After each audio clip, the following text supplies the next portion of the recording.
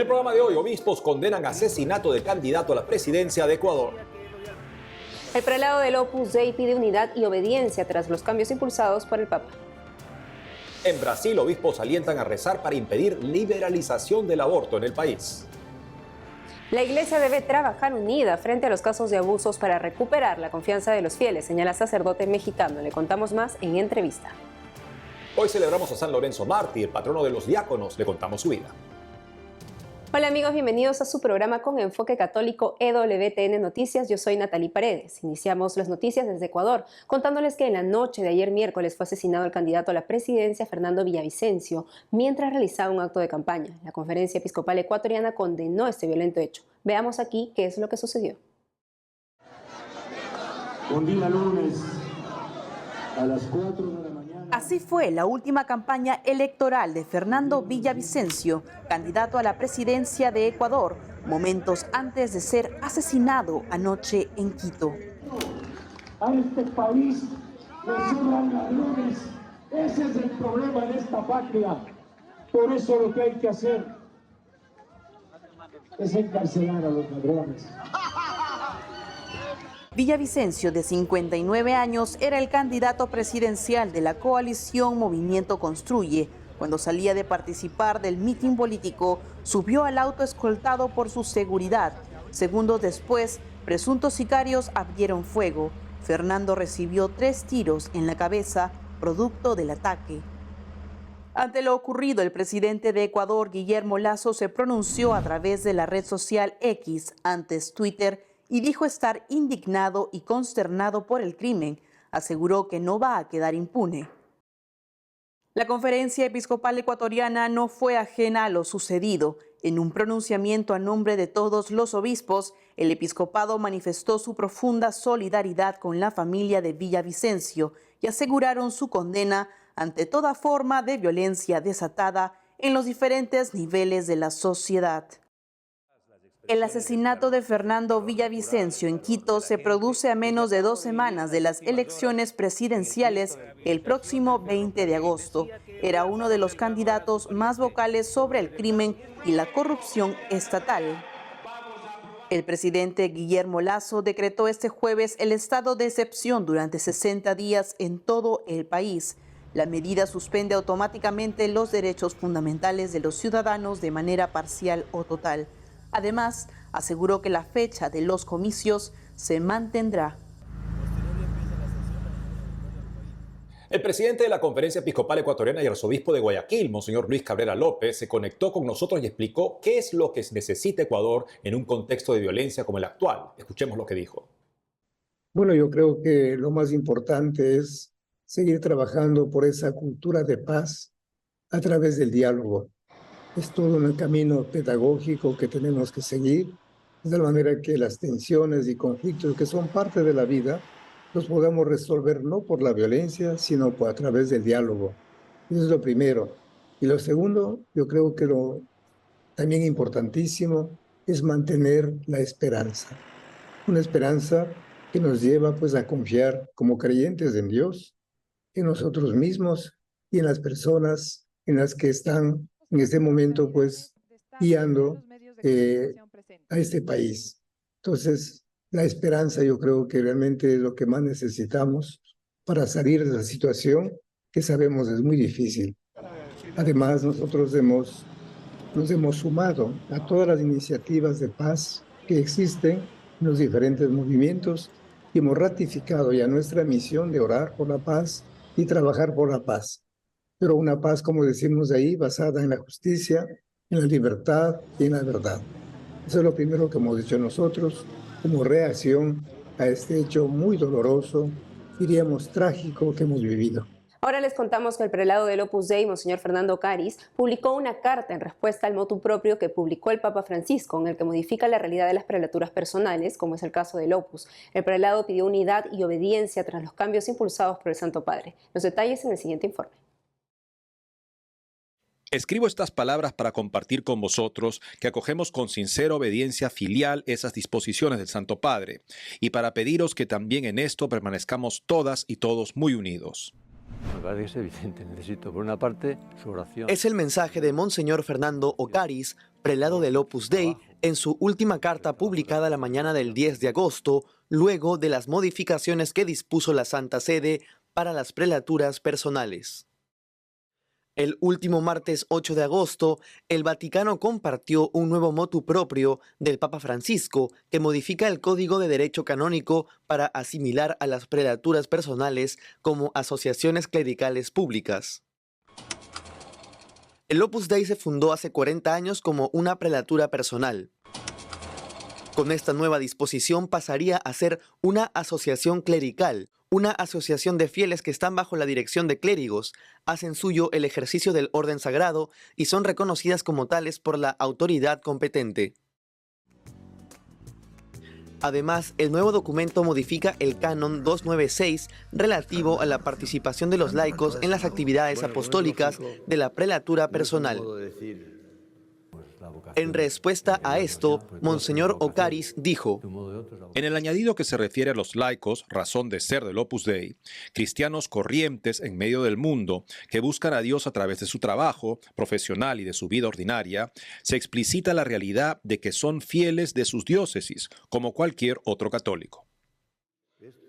El Opus Dei se encuentra en un proceso de adaptación y actualización de los estatutos de la obra que está en marcha desde hace un año y en el que se tendrá en consideración los dos últimos motu propios del Papa Francisco referentes al Opus Dei como prelatura personal.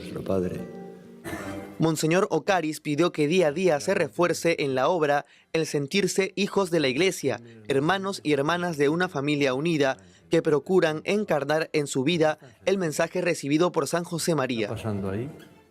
En abril de este año, Monseñor Ocaris dijo que la modificación de los estatutos se enviarán a la Santa Sede en los próximos meses. Se estima que estarán listos antes de fin de año.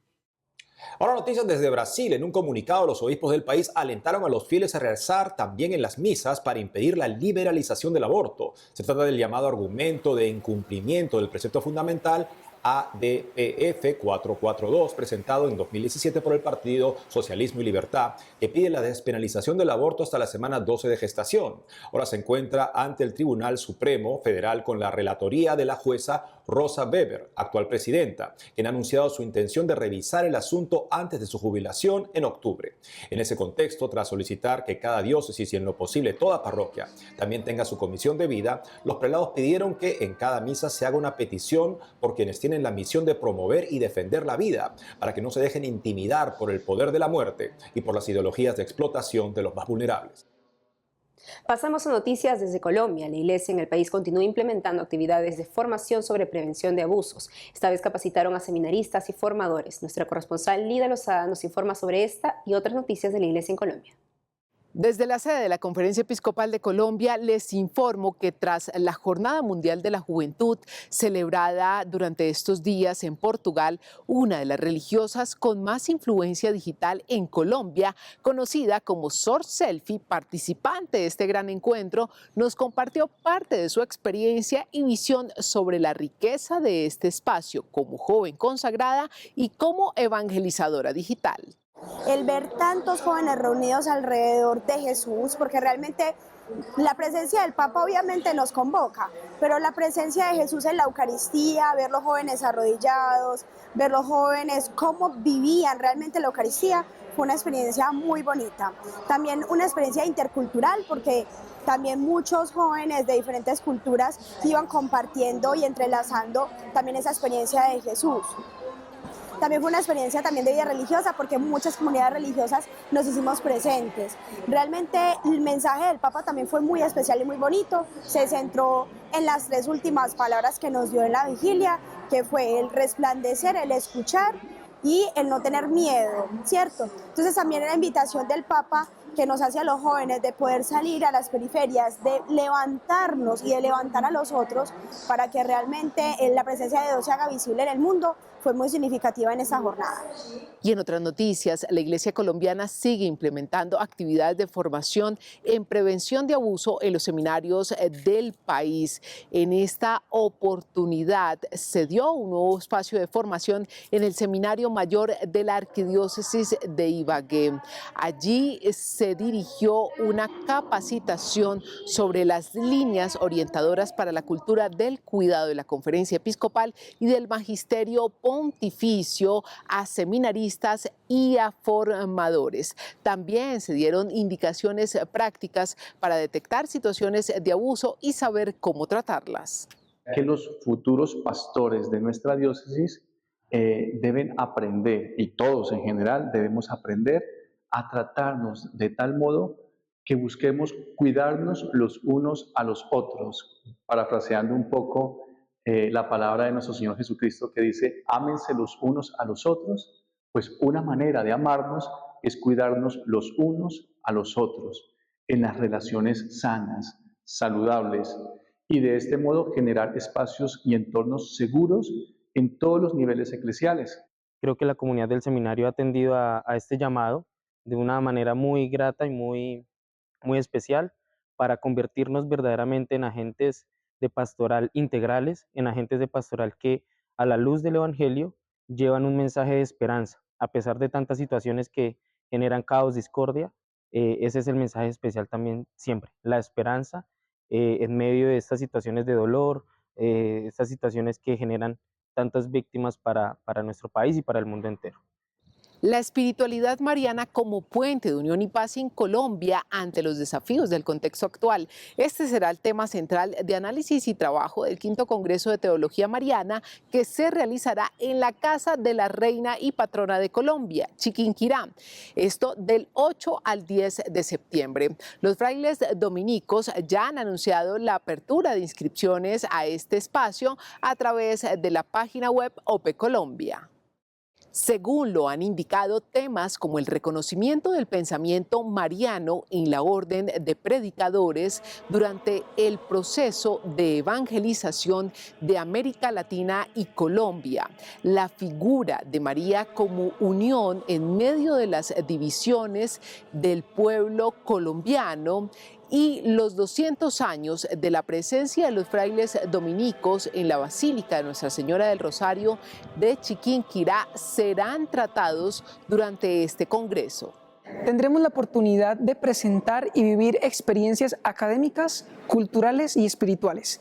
Académicas con la presentación de 3 ponencias a cargo de Fray Nelson Medina, Fray Juan Francisco Correa y el Padre Osvaldo Martínez. También algunas actividades culturales como conciertos y bailes y por último actividades espirituales en donde entregaremos y consagraremos nuestros corazones a la Virgen María.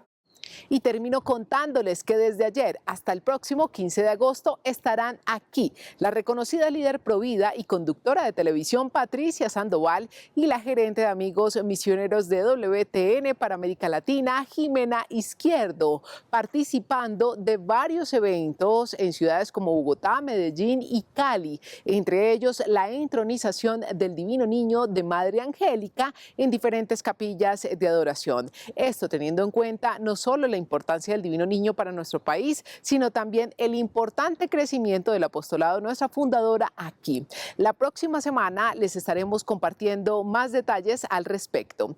Desde Colombia, Lida Lozada, WTN Noticias. La Iglesia Casa Segura es una prioridad que el Santo Padre le ha dado a toda la Iglesia para poder asegurar que la infancia, sobre todo, que toda persona vulnerable esté a salvo, no solamente a salvo, sino que pueda florecer en su vida cristiana en un contexto de la Iglesia. Estamos hoy con el Padre Daniel Portillo Treviño, él es director del Centro de Investigación y Formación Interdisciplinar para la Protección del Menor, CEPROME, en México. Padre, bienvenido al programa, gracias por estar con nosotros. Muchas gracias, es un gusto estar con ustedes. Padre, vemos estos casos, gracias a Dios, aparentemente en descenso, y eso es muy importante. Los últimos reportes en Estados Unidos, por ejemplo, indican que ha habido un descenso muy importante después de los años 2000, con nuevas medidas que se han tomado, y eso es, por supuesto, muy bueno. Sabemos que este tipo de crimen se da prácticamente en todo colectivo y con mayor incidencia en otros colectivos, pero el enfoque, por supuesto, para nosotros debe ser que la Iglesia, esto no se dé ni una sola vez en adelante. Estamos en un momento en el que podemos simplemente esperar que las personas confíen simplemente en lo que la Iglesia hace sin ser transparente, o tenemos que pasar una nueva era para recuperar la credibilidad de transparencia. Efectivamente, y pienso que ubicar la transparencia conlleva también una plataforma de la confidencialidad, es decir, el respeto también a este proceso. Y en este sentido es porque ha habido algunos excesos en el tema de la confidencialidad, por ejemplo, y la sana rendición de cuentas también, es decir, tanto las víctimas como los acusados no tienen información sobre la resolución del caso, por ejemplo, en ocasiones, el estatus de la cuestión. Es necesario respetar el proceso, efectivamente, pero es importante la rendición de cuentas, a qué punto se encuentra también cada uno de estos casos. El derecho canónico pues, es una garantía de los derechos justamente de los fieles, tanto de los acusados como de las presuntas víctimas, y debe garantizarse si la Iglesia pretende de alguna manera hablarle al mundo luego sobre los derechos humanos. Si es que esto no se respeta en la Iglesia, pues se desacredita completamente en este caso, que es un caso muy visible, porque el enfoque claro está sobre la Iglesia. Diríamos que desproporcionadamente sí, pero claro, cualquier caso de estos en la vida de la Iglesia debe ser algo que no se debe tolerar. ¿Qué podemos hacer para llevar a la Iglesia a esa confianza nuevamente que debería existir, esa relación tan especial entre el feligrés potencialmente vulnerable y el sacerdote? Bueno, estás tocando un punto fundamental de todo esto cuando mencionaba que los abusos habían sido la punta del iceberg de una reflexión profunda. Cuando hablo de la reflexión profunda, pienso, por ejemplo, en la reflexión sobre el liderazgo en la Iglesia y sobre la pedagogía de la confianza que debemos nuevamente recuperar en la Iglesia. Es decir, estos ambientes de confianza basados justamente en un vínculo sano, basados justamente en la transparencia de la relación, basados en el respeto de los derechos que mencionamos hace un momento, es decir, que la justicia reine por encima de cualquier tendencia, ¿no?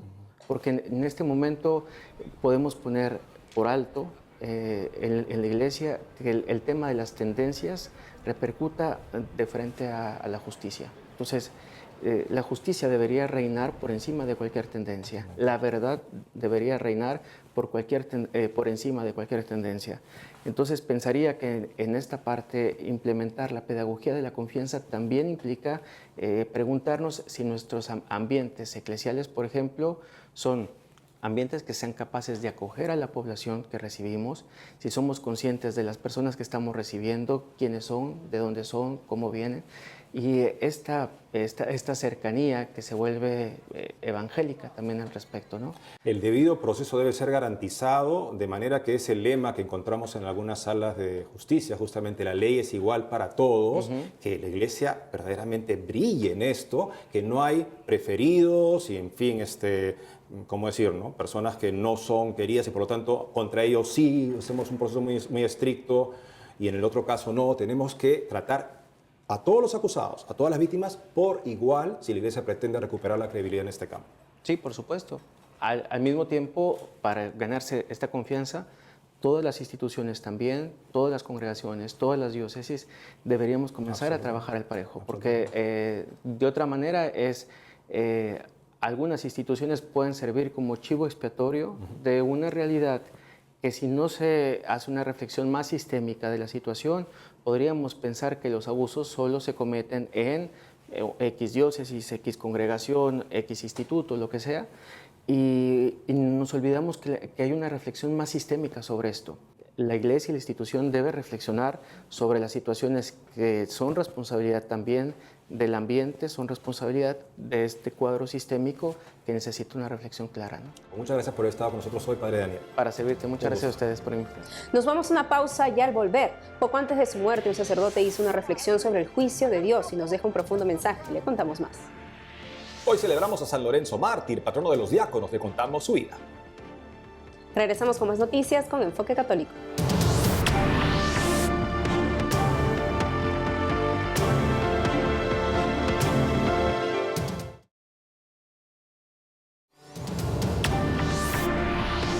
Seguimos en el programa con noticias desde Estados Unidos. Esta mañana la diócesis de Baton Rouge celebró la Santa Misa por el padre Mark Baird, quien falleció en un trágico accidente de tránsito el miércoles 2 de agosto último. El presbítero era párroco de la iglesia Santa Elena en Amite, Luisiana. El padre Baird se encontraba cerca de la frontera con Mississippi. Su vehículo se salió de la carretera y chocó contra una alcantarilla de cemento, volcando de forma fatal. La diócesis informó que las investigaciones siguen en curso. 3 días antes de fallecer, el padre Mark Baird, recordado por su gran devoción a la Virgen María, así como por su compromiso con la verdad, celebró la Santa Misa y en su homilía reflexionó sobre la muerte y el juicio final. Nos dejó este profundo mensaje. Te lo estoy diciendo ahora mismo. Estas son las enseñanzas de la iglesia. Tienes que decidir si estás dentro o estás fuera. No puedes quedarte en el medio, mi hermano, mi hermana en Cristo. Esto ya lo conocemos. Esto es por lo que el país comienza a fracturarse. La única cosa que importa es tu alma, ¿no lo entiendes? No hay excepciones cuando estás frente a Él. No hay arbitraje, no hay mediación. Él te va a decir, hombre, es tu juicio. Entras este día, te vas a casa este otro día. Por favor, por el amor de Dios, recuerda esto. El nanosegundo en el que tú y yo morimos, el nanosegundo antes de que la gente se aleja de tu cama, antes de que se vayan a subir a sus autos, ya habrás sido juzgado y estarás en el cielo, infierno o purgatorio. Eso es todo. Está hecho y no hay otro lugar a donde ir y es para toda la eternidad. Estoy tratando de decirte, no puedes elegir si Él es el gran yo soy o si no lo es. No puedes ir corriendo en ambas direcciones. No puedes decir, hombre, yo creo en la iglesia pero con excepción a estas reglas. Algún día tú y yo estaremos ante Él, desnudos y solos. Y déjame prometerte, solo escucharemos una de estas dos palabras cuando llegue el día del juicio. Hombre, apártate de mí. Pero Señor, yo te proclamé el Mesías, yo custodié tu dinero. También lo hizo Judas. O él dirá, bienvenido a mi mesa, cuánto te he esperado, he presumido de ti, le he hablado a todos estos santos sobre ti, les he dicho, míralo, mírala, mira, van a hacer la señal de la cruz, aunque los van a despreciar o condenar por ello. Miren, van a rezar el Ave María cuando todos empiecen a mirar hacia abajo.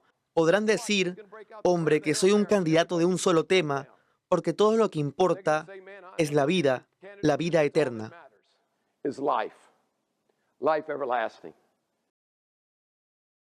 Ahora nos vamos a Filipinas. Un tifón inundó una iglesia. Sin embargo, esto no fue impedimento para que una pareja de novios una su vida en santo matrimonio. Veamos.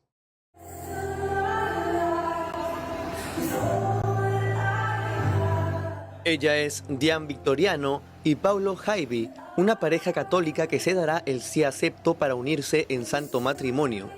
Al llegar al altar, grande fue su asombro al encontrar el templo lleno de agua debido a las fuertes lluvias e inundaciones causadas por el tifón Doksuri. Los invitados a la boda estaban sumergidos hasta por encima de los tobillos, pero nada de eso evitó que reciban el sacramento.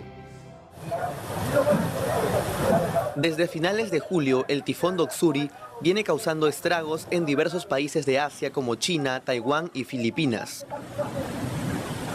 La pareja se casó el 30 de julio último en la parroquia Barasoain, en la ciudad de Malolos, capital de la provincia filipina de Bulacan. No hay tifón ni inundación para dos personas que se aman, por eso el matrimonio sigue. Felicitaciones a mi primo Paulo y Dayan.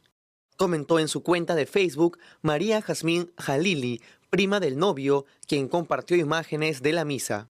Nadie esperaba que la iglesia estuviera inundada, pues varios de los asistentes habían ido días antes a supervisar los últimos preparativos en el templo y este estaba seco. El tifón Doksuri dejó una multitud de damnificados a su paso, con China como el lugar más afectado con 1.2 millones de evacuados y al menos 22 muertos, mientras que en Filipinas fallecieron al menos 5 personas y más de 300.000 han sido afectadas. Cada 10 de agosto la Iglesia Católica celebra a San Lorenzo de Roma, mártir, patrono de los diáconos y famoso por su martirio. El padre Jorge Hidalgo, vicario de la parroquia San Juan Bosco de La Pampa, Argentina, nos cuenta más.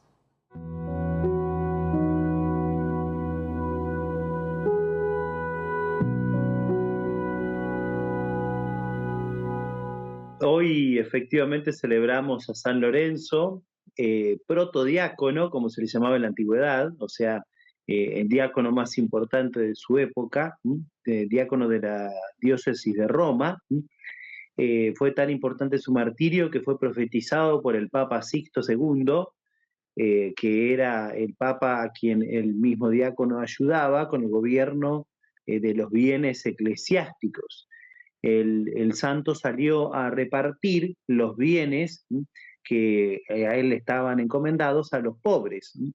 Y dado que esta fue una de las persecuciones más violentas que hubo 10 en la iglesia en la antigüedad, Valeriano, que era el emperador, sabía por supuesto quién era el que administraba los bienes eclesiásticos y mandó buscarlo y llamarlo. Y entonces le dijo pidió un tiempo para decirle que le iba a traer, que le diera 3 días y que le iba a traer la verdadera riqueza de la iglesia, a lo cual le trajo nada más ni nada menos que los pobres de la ciudad, y por esta razón sufrió un terrible martirio. Después de ser cruelmente vejado, él fue al final asado en una parrilla. Su martirio fue tan importante que de hecho lo tenemos en el llamado canon romano o en la plegaria eucarística número 1 de la iglesia, justamente remarcando la importancia que tiene en la iglesia, que ha tenido siempre en la iglesia de Roma.